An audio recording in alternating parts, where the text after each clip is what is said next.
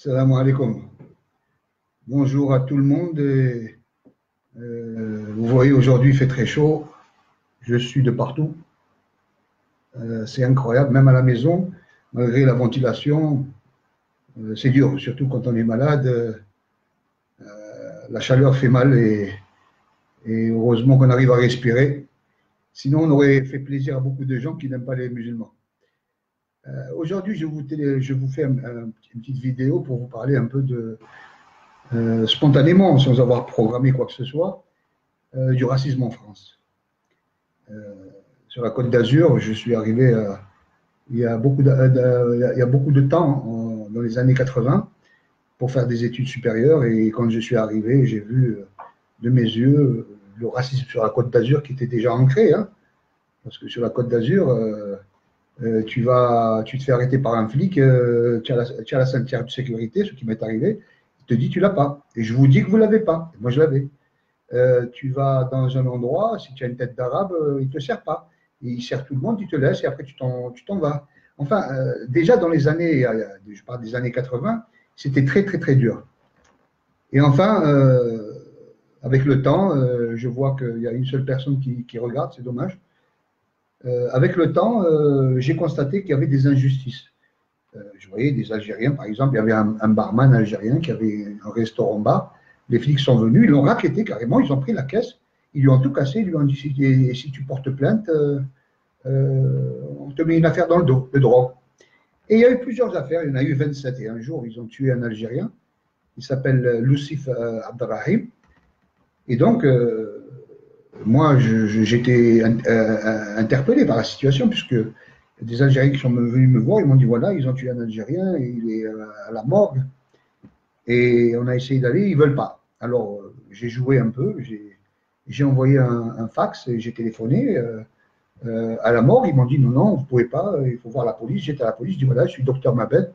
Et comme ils sont tellement intelligents, ils n'ont même pas vérifié que je n'étais pas docteur en médecine, j'étais simplement docteur, donc je n'ai pas menti.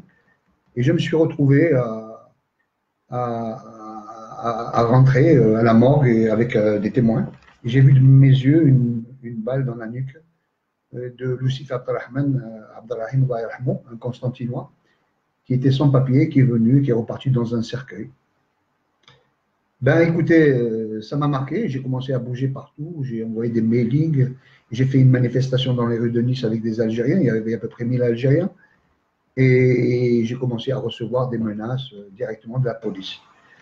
Et comme moi, je n'étais pas dans les quartiers musulmans, je les fréquentais uniquement pour les défendre.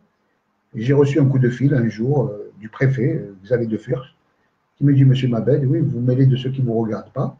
Est-ce que vous avez un problème? J'ai dit non. Il me dit est-ce que ça vous apporte de vous mêler de ceux qui ne vous regardent pas? Vous risquez d'avoir des problèmes. Je lui ai dit Monsieur le préfet, vous êtes en train de me menacer? Il m'a dit oui. Je lui ai dit merci. On s'est rapprochés, c'est bon. Quelque temps après, j'ai commencé à avoir de gros problèmes. Contrôle fiscal, parce que j'étais prof à l'université dans différents sites et à l'école supérieure de commerce de Nice. Mais en même temps, j'avais une société de service que j'avais montée, j'avais 5 employés en conseil en gestion et mon entreprise commençait à avoir beaucoup de clients et donc j'avais une société de service et je me suis retrouvé avec un contrôle fiscal. Pendant plus de 6 mois, ils sont venus m'empoisonner tous les jours et ça a couché d'une souris puisqu'il n'y avait aucun problème. Quelque temps plus tard, dans le cadre des hôtels où j'étais directeur, de par la gestion que j'avais par ma société, je me suis retrouvé à faire des travaux. Donc, une société est venue à faire des travaux et à la fin de la société, ils sont venus à mon bureau. Ils m'ont envoyé une belle enveloppe avec plein de billets, des pascals à l'intérieur. Et ils m'ont dit ça, c'est votre commission. Je lui dis mais vous m'insultez, monsieur, c'était un officier de police en fin de compte qui a joué le jeu par la suite, je l'ai su. Et je lui dis vous reprenez votre enveloppe, je ne veux même pas la toucher. Si vous avez envie de nous faire une fleur, ben vous avez qu'à nous faire. Il y a encore des travaux à l'hôtel. Il y a toujours des travaux, on peut vous donner un travail si vous êtes satisfait du contrat que vous avez. Ben, voilà, donc ça n'a pas marché. Et je passe outre, j'ai eu plein d'affaires. Les francs-maçons sont venus dans ma société et un jour, une lettre anonyme est partie et le procureur de la République m'a poursuivi sur une lettre anonyme. C'est incroyable, sans m'écouter, sans avoir été entendu, sans rien, il m'a écouté, à savoir que j'ai j'ai été poursuivi devant le tribunal correctionnel pour abus de faiblesse, à savoir que moi, j'aurais abusé de la faiblesse de mes clients. En fin de compte, ils ne savaient pas que la société était la société à 100%, 100% ma société. Et à partir de ce moment-là, donc, j'ai été poursuivi, mais avec le temps, un an après, j'ai été relaxé parce qu'ils ne savaient plus quoi dire. Mais il a fallu que j'envoie des mailings partout, y compris au ministère, aux associations, pour dire c'est quoi cette injustice. Sinon, j'aurais été condamné. Et de fil en aiguille, j'ai commencé à avoir que des problèmes. Et jusqu'au jour où on m'a mis en prison pour une affaire qui n'existe même pas.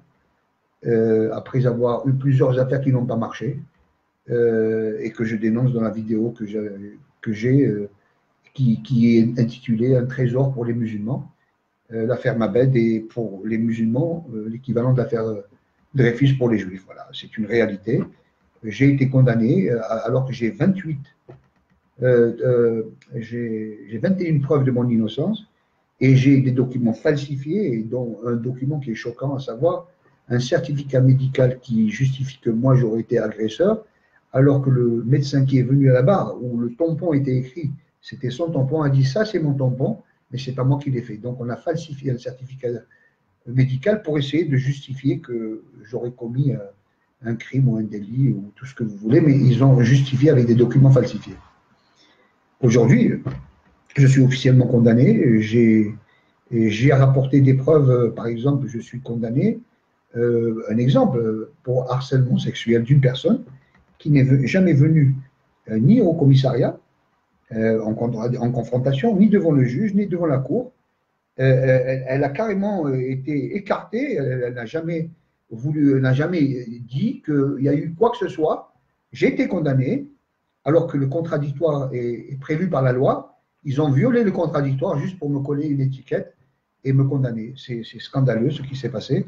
Vous allez dans le site www.monstrueusesinjustice.net, vous tapez Rachid Mabed, ou sinon, vous avez la justice au service de la mafia, vous cliquez, et vous avez toutes les affaires dedans. Mon affaire est textuellement expliquée, comme elle est dans la vidéo que j'ai mise sur le site Islamophobie. Et je me suis dit un jour, si moi, intellectuel, avec toutes les capacités que j'ai et les moyens financiers que j'avais, je suis poursuivi par la justice impunément, qui viole les lois, et sans aucune réalité, aucun argument véridique qui justifie une condamnation ou même des poursuites judiciaires. C'est-à-dire que le fait de m'avoir transmis, d'avoir mis mon dossier devant un tribunal correctionnel et une cour d'assises, c'est un crime qui a été commis, parce qu'il n'y a rien dans le dossier, il est vide. Ils le savent, puisqu'aujourd'hui, j'insulte les magistrats pour qu'ils puissent me poursuivre, parce que j'ai des amis journalistes qui me disent, dès qu'il y a quelque chose, on va relancer l'affaire. Mais ils ont compris. Par exemple, le président du tribunal de grande instance, de la cour d'appel, pardon, le président de la cour d'appel de Dijon est un voyou, c'est lui qui m'a condamné. Il s'appelle Jean-Michel Malatrazi, je lui ai fait des pages d'insultes, etc. Il ne veut pas me poursuivre. Il sait que s'il me poursuit, ça va faire éclater une affaire qui va le dépasser. Mais moi, je ne lâcherai pas. Et bientôt, il va se passer quelque chose, je ne lâcherai pas. Pour le moment, parce que je suis très malade et il n'est pas question que je meure avec le poids d'une condamnation que je n'ai pas méritée, que je ne mérite pas du tout. Défendre les droits de l'homme sur la Côte d'Azur, ce n'est pas commettre un délit, mais pour eux, c'est régler le compte. Et ils m'ont éclaté de la Côte d'Azur, ils m'ont condamné à interdit de séjour sur la Côte d'Azur pendant plus de 10 ans pour pas que je puisse remettre en rail l'affaire, et ça a bien joué. Bien joué, messieurs les mafieux, mais le bon Dieu est toujours là. Le juge Renard, Jean-Paul Renard, le mafieux qui était doyen des juges, qui était derrière ma condamnation, il a été puni puisqu'il a été exclu de la magistrature définitivement, grâce au mailing que moi j'ai fait, parce que je l'ai dénoncé, et il était impliqué dans une affaire de pédophilie.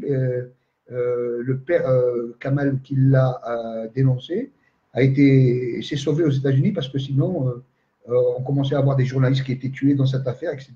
Le juge Renard est un franc-maçon, il était très puissant, mais on a eu sa peau, et il est radié. Mais quand même, il est radié avec une bonne retraite, et il est propriétaire d'une villa avec piscine sur la Côte d'Azur, une villa qui coûte plus de 2 millions d'euros. Alors, vous allez m'expliquer comment un simple juge qui a un salaire de fonctionnaire, au pire des cas, il touche quoi, 5 000 euros, comment il peut avoir une villa avec piscine à son nom, sur la Côte d'Azur. Voilà. Il faudrait qu'on m'explique. Et c'est ce juge-là qui, avec son ami Yves Le Bourdon, un voyou qui était président de la chambre d'accusation d'Aix-en-Provence, qui ont organisé ma cabale, puisque en matière de justice, quand vous avez une procédure, si le tribunal de Nice se trompe, il y a un moyen de pouvoir mettre l'affaire devant une chambre d'accusation. C'est celle de la cour d'appel d'Aix-en-Provence. Mais quand il s'avère que les deux francs-maçons sont amis, frères, et ils se fréquentent, et qu'ils se téléphonent, et moi j'ai beau amener des arguments, ils sont rejetés. Donc c'est une mafia, et après ils ont été à la cour de cassation pour éviter qu'il y ait une cassation. Et il y a un réseau maçonnique qui m'a condamné et, injustement, mais ils ne l'ont pas emporté au paradis parce que depuis, je m'acharne sur les francs-maçons, je les dénonce et je vais encore faire des vidéos, je ne les lâcherai pas. Parce qu'ils m'ont condamné injustement, je n'ai rien fait. Je ne me suis jamais intéressé à attaquer les francs-maçons. Pour moi, je m'en fous, chacun vit sa vie. Mais ils ont fait une bêtise, ils attaquent un intellectuel. Et je vais vous dire, monsieur le franc-maçon, vous allez voir cette vidéo, je suis sûr, vous avez fait une erreur, n'attaquez pas les intellectuels. Parce qu'il vaut mieux attaquer 1000 personnes ignorantes qu'un seul intellectuel. Car moi, à travers les vidéos que je fais, moi, à travers les réseaux sociaux, je vous ai envoyé, sans exagérer, au moins 10 000 messages anti-franc-maçon. Et ce n'est pas terminé. Ce n'est pas terminé et j'explique ce que c'est la franc-maçonnerie, la secte. Vous profitez du fait que votre appartenance est secrète, c'est une secte, quoi. Et vous êtes en train de détruire toute la France, les justiciables. Et aujourd'hui, je me retrouve dans un réseau où il y a à peu près 1000 personnes qui sont victimes de la franc-maçonnerie. C'est-à-dire qu'aujourd'hui, si je fais un événement et je dis, voilà, nous allons parler de la franc-maçonnerie, je peux vous garantir, d'ailleurs, je vais le faire dans le réseau, dans le truc pour une vraie justice avec la responsabilité réelle des magistrats. C'est une idée qui vient de me tomber là.